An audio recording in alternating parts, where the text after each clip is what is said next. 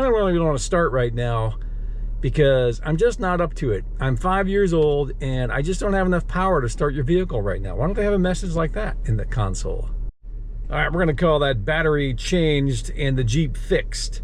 So I really wish I had a message, video of that message that said service transmission, which was kind of weird because it says service transmission after it started.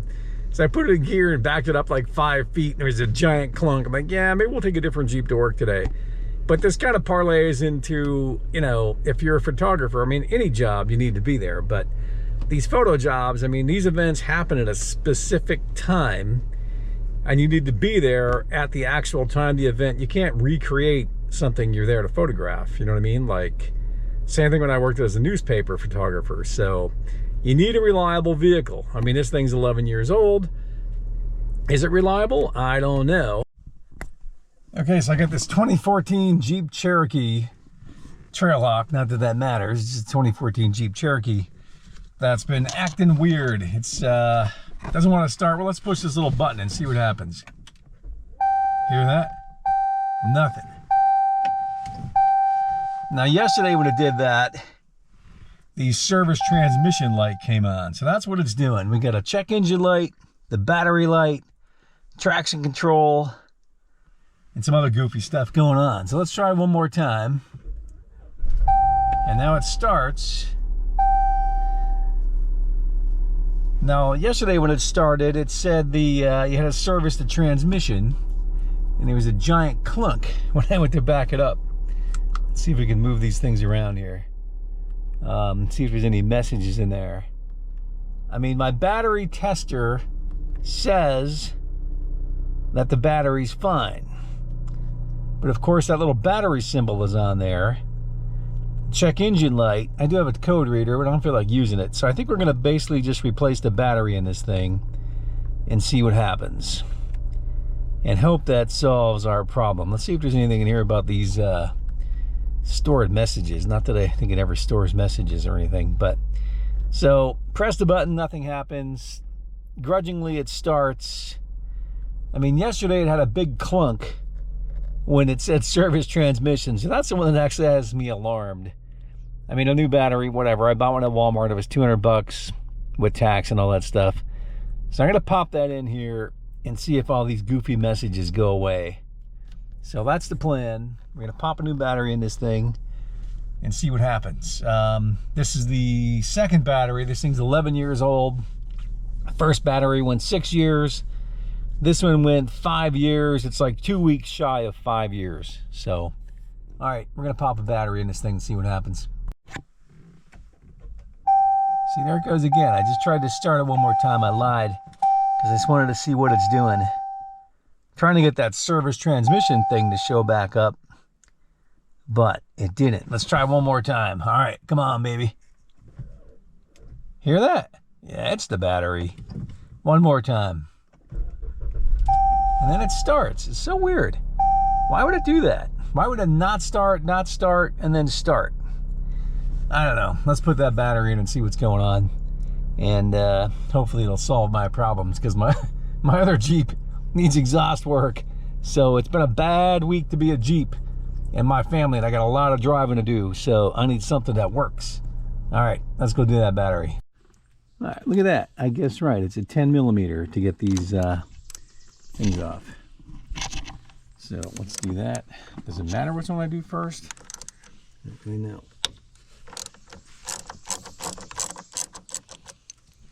Let me just loosen them up. And then we'll do the, I think you're supposed to disconnect the negative first. I really don't know if you think about it. This little baggie has to come out of there. Oh, another time I could use that magnetic bowl from Harbor Freight that I never seem to use for anything. That's that one there. Put that out of the way somewhere. Somehow.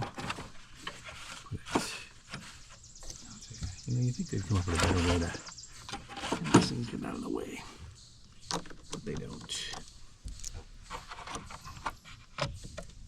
That one there is easy. That up there. So the baggie. Oh, I forgot about that thing there. You got to get that bolt there. What size do you think that is? We need an extension. Hold on a minute. Does it have a date on that battery?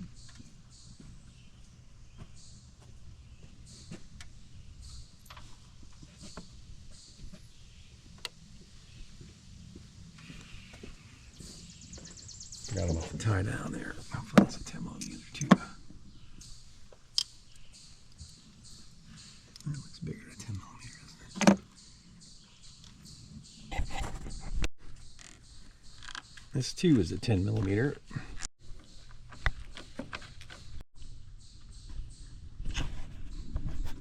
So this too is a 10 millimeter. I don't know how I did this last time. I must have had an extension or something.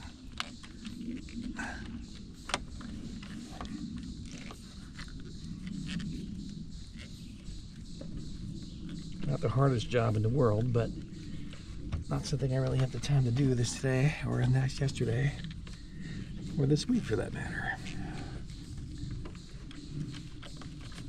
All right, this is taking forever. It's gotta be a faster way to do this bolt.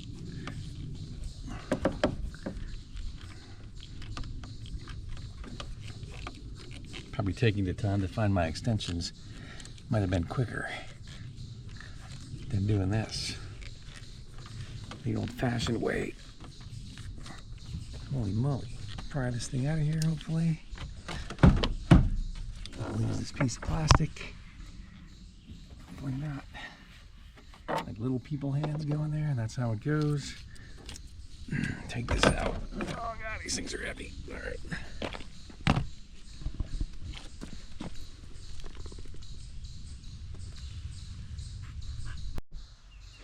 From here. Mm-hmm. What is that silver thing? That's the negative terminal. You alright? Mm-hmm. It doesn't fit around this. Oh, I guess it does. I was wrong. Just take our chances and put this thing on there. Assume that that's what our problem is. So line that thing up. Think positively. Yep.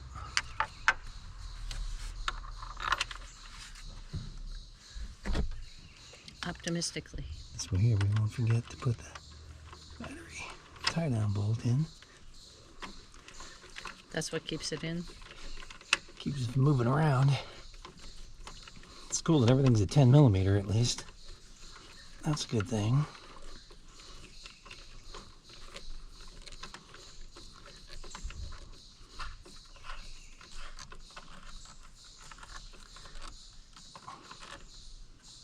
Probably be this Jeep's last battery. I figure it's 11 years old. All right, let's think about this. If we do positive first, I think. I really wish I had my dielectric grease, but I don't. So. You don't have any? Nope. It's in a different state right now. All right, this is when it's going to spark. Nope, maybe not. These are kind of cool battery terminals. I don't know how they work, but mosquitoes are out.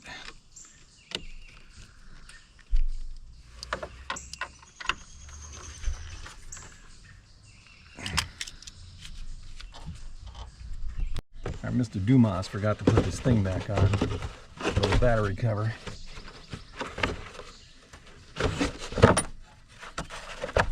So we get to install the battery again for the second time today.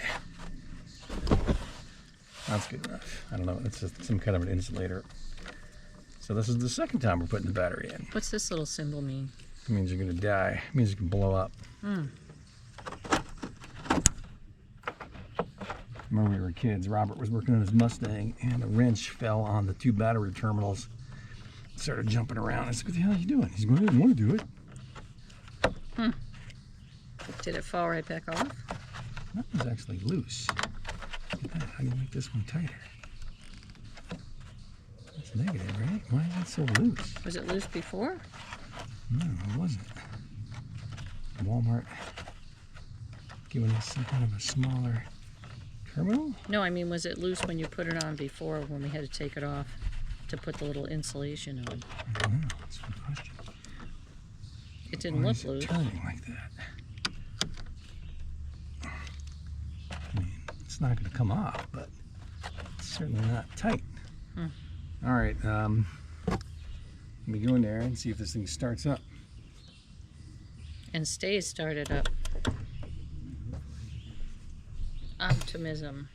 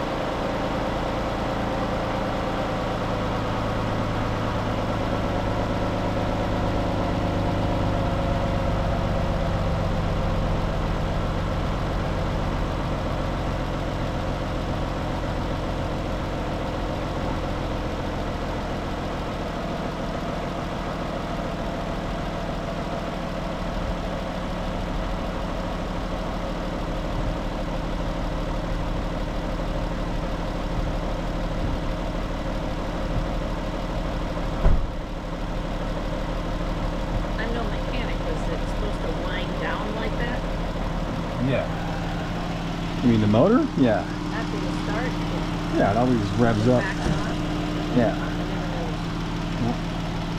All right, well maybe this problem has fixed itself. Let's go look at the instrument panel.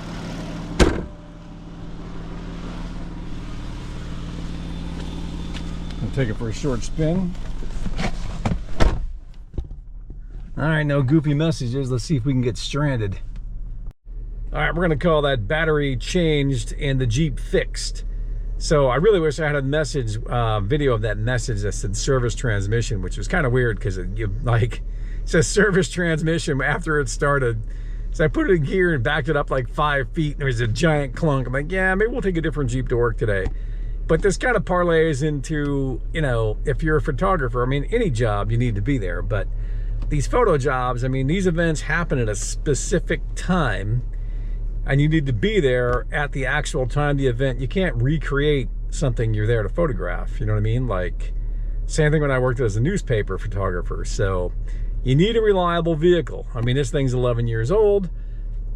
Is it reliable? I don't know. I mean, it was just a battery. I mean, weird that these AGM batteries don't give you an indication that they're gonna go dead. They just go dead. I mean, I guess it sort of did, and then it didn't start, then it started, then it gave every message you could think of. You know, why don't they just have a message on the screen that says, hey, you need a new battery? You know what I mean? I mean, why would you say service transmission if you don't need to service a transmission? Why wouldn't you just say, hey, you know what? I don't really want to start right now because I'm just not up to it. I'm 5 years old and I just don't have enough power to start your vehicle right now. Why don't they have a message like that in the console? I don't know. Anyway, so $200, Jeep's back on the road. The other Jeep, I have too many Jeeps. The other Jeep has to go in for some exhaust work. The flex tubes went. Last year, had my old Jeep mechanic fix those. He welded some new flex tubes on.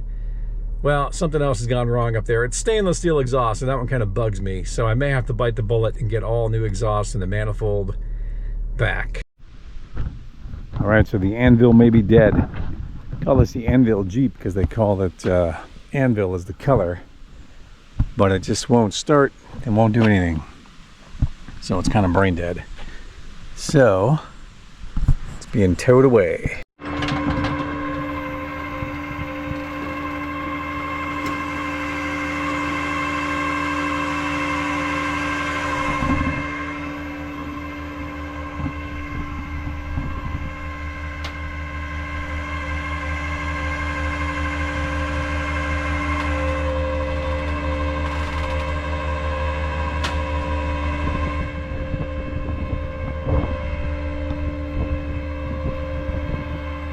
Alright, well this Jeep just got crazy silly in the end. I did do that battery.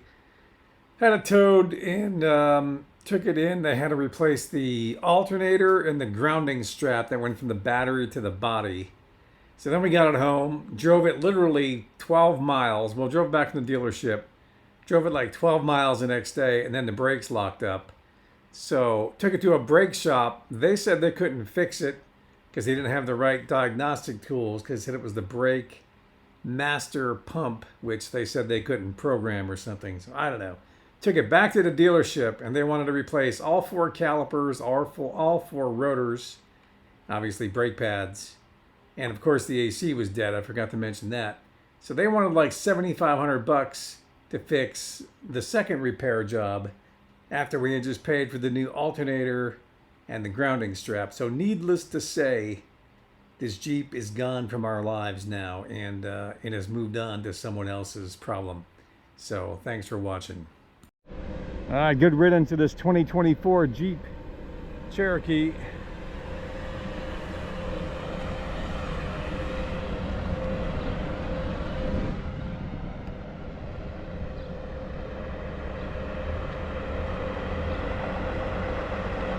Made 141,000 miles and it's got some issues, so good luck.